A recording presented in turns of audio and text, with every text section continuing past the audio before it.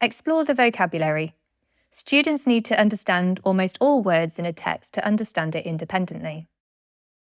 Vocabulary is often divided into 3 categories. Tier 1 consists of everyday words we usually use in speech.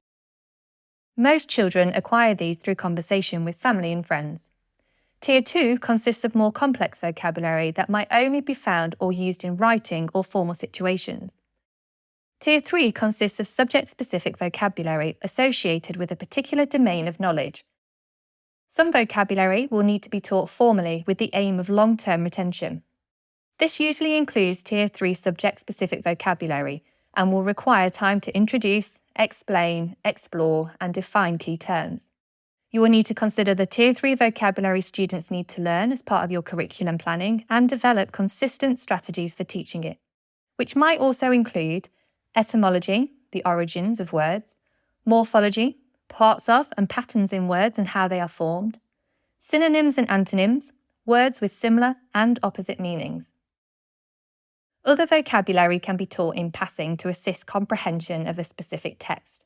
This is more likely to be used for Tier 2 words which students are unlikely to come across often, or for words students should know already that they may need to revise. This can be as simple as pausing briefly while reading to check understanding. Does anyone remember what this word means?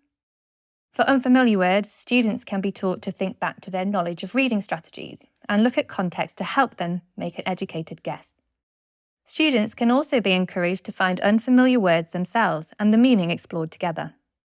It is also worth checking key Tier 1 vocabulary, as some students may not know all of the everyday Tier 1 vocabulary that they need for a text, or to understand new Tier 2 and 3 vocabulary.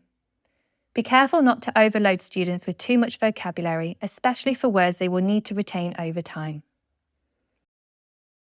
Key questions. Is your curriculum planning clear about which Tier 3 words students need to learn over the course of a unit, term plan, or key stage? Can you identify or give students the opportunity to identify other Tier 2 and 3 vocabulary in the text you are using and consider opportunities to explore the meanings before or during reading? Might there be Tier 1 vocabulary that some students don't know? Are you familiar with the range of strategies for teaching vocabulary?